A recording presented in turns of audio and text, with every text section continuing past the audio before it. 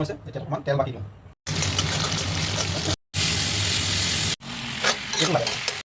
এইটোৱে আছিল আজি ৰেচিপিটো। আৰু আজি বনিব চিকেন আৰু বনাব একেজন মানুহ বাবতু বৰুৱা।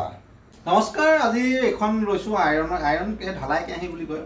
এখন ধেমাজিৰ পৰা অনা ঢালাই কেৰাহী আৰু ব্ৰইলাৰ চিকেন বনিব মাত্ৰ দুজন মানুহলৈ। দিন কণ্টিনিউ ভিডিঅ' চাই আছে। পনীৰ বনালোঁ, পৰ্ক বনালোঁ, আজি চিকেন বনাম।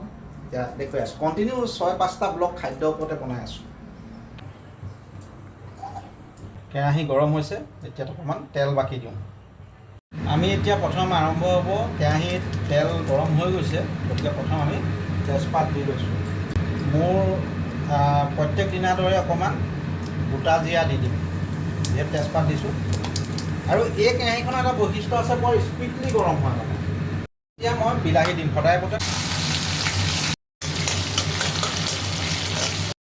এইটো কালাৰটো আহিছে, কালাৰটো মানে অকণমান ক'লা টাইপৰ হয়, যিহেতু কেৰাহীটো অকণমান হালধি মই ইয়াতে দি দিছোঁ। মই তেলৰ সদায় হালধি দিওঁ। আৰু মাংস মই 300 গ্ৰামহে বনাম দেই আজি। এইটো আছে আৰু এইটোত আমি পিঁয়াজ আছে, লগতে আদা নহৰু আছে, গতিকে এইটো আমি দি ল'ম এতিয়া আদা নহৰু। এতিয়া আহিব পিঁয়াজৰ পৰ্ব।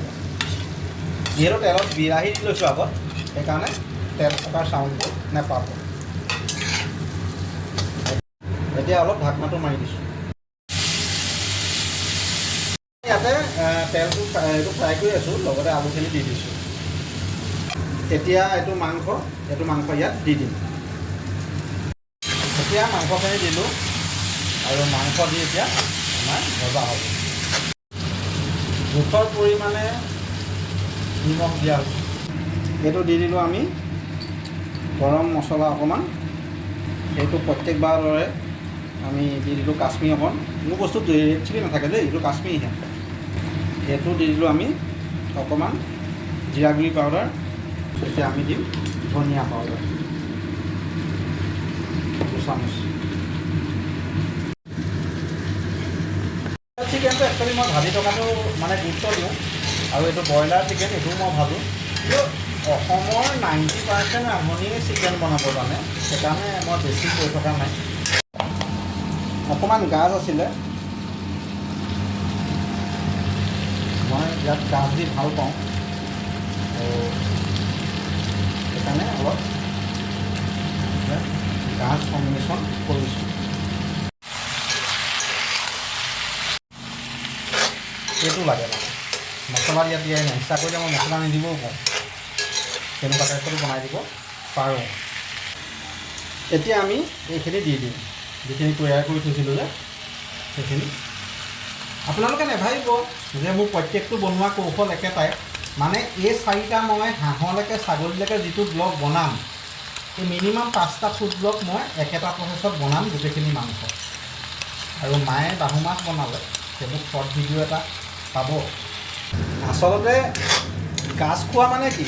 গাজ মানে হৈছে বাঁহৰ এটা সন্তান, মানে বাঁহ খোৱা মানুহ। কোনোবাই গাৰ্লফ্ৰেণ্ডৰ পৰা বাঁহ খায়, কোনোবাই গাঁৱৰ পৰা ঠগি দিয়ে বাঁহ খায়। আমাক বাঁহ দিলেতকৈ আমি বাঁহ খোৱাতকৈ মই ডাইৰেক্ট গাজ বনাই খাই দিওঁ। মানে আমি বাঁহটো চিকেনৰ লগত খাওঁ, চিকেন লগতো খাওঁ, পৰ্কৰ লগতো খাই দিওঁ। আমি বেলেগৰ মাছ খাবলৈ বাচ্ছা নাথাকোঁ। এতিয়া এইটো পানী নিদিয়াকৈ এইটো ওলাই গৈছে পানীটো।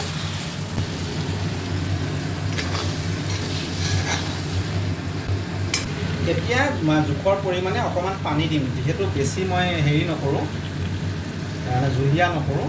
এতিয়া পানী দি অকণমান উতলিব দিম।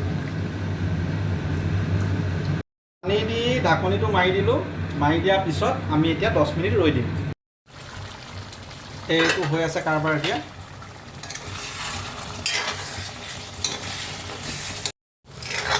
এইটোৱে আছিল আজিৰ ৰেচিপিটো, আৰু মানে বনালোঁ।